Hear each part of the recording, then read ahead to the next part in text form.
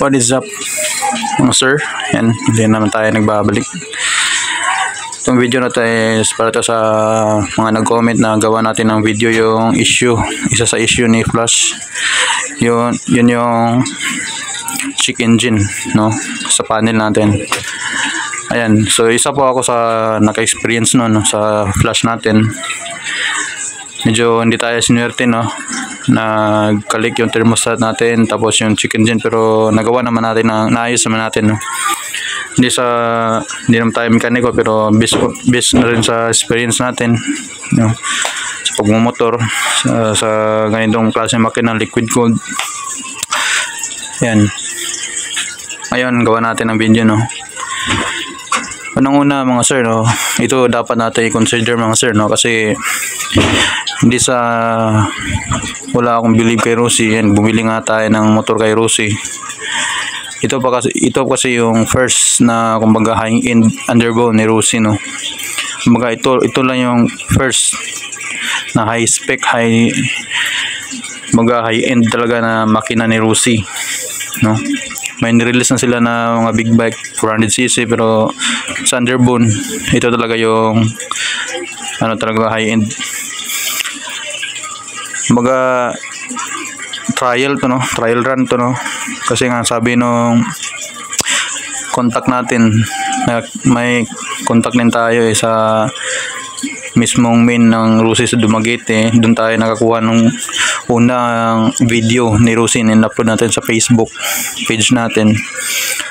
Sabi niya na pag naubos na daw tong batch na to ni Flash, next year pa daw sila ulit magre-release si Rusi ng Flash X, no. So wala pang exact date kung kailan, next year, anong month, kasi nga ang daming reklamo na, ang daming issue sa leak sa coolant, saka isa na yung check engine, no, madali na mag check engine.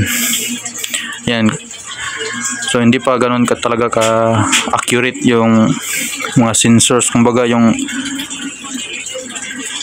program ni Rusi dito sa motor na to, no.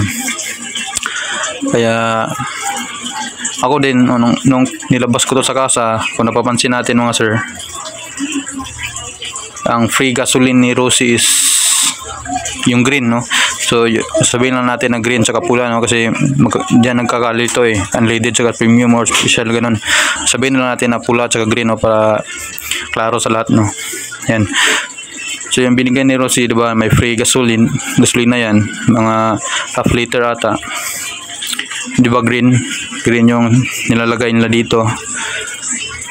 Tapos nung nilabas ko na, siyempre nagpagas ako, tapos nasanay na ako sa Raider 150 ko na pula yung ginagamit ko, kasi nga carb type.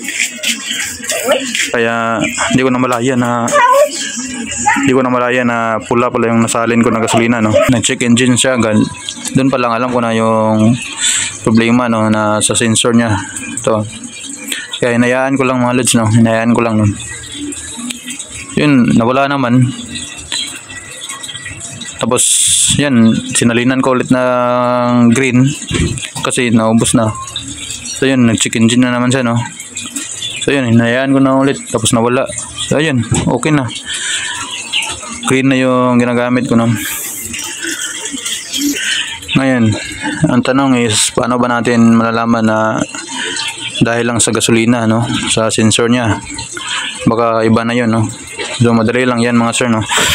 So ito, kita nyo tong sensor na yan. Ito, i-unplug nyo lang to mga sir. Ito, i-unplug nyo lang to mga sir. Yan, pag unplug nyo yan, pandarin nyo mga sir, pandarin nyo. Tapos kung nawala yung check engine, so ibig sabihin yung sensor yung may problema, di ba, yung gas yung may problema. Pag kinabit nyo ulit, tapos nag check engine, so yun nga, confirm na yung sensor nya, ito yung gas. Ito pwede nyo naman itong tanggalin, linisin nyo.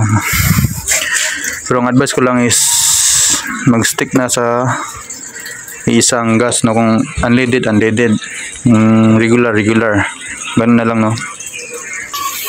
Now kung tinanggal nyo na yung dito, na-unplug nyo na, tapos nag-check engine pa rin, So iba na yan mga sir, no? Iba na yan, no? Advice ko is dalhin nyo na lang sa Rosie para ma-diagnose ng maayos kasi wala naman tayong scanner, no? Madali lang naman yan. Kung wala naman pinagbago sa under ng makina, hindi naman hard start kung panda rin, so okay lang yan mga sir, no? So yun lang.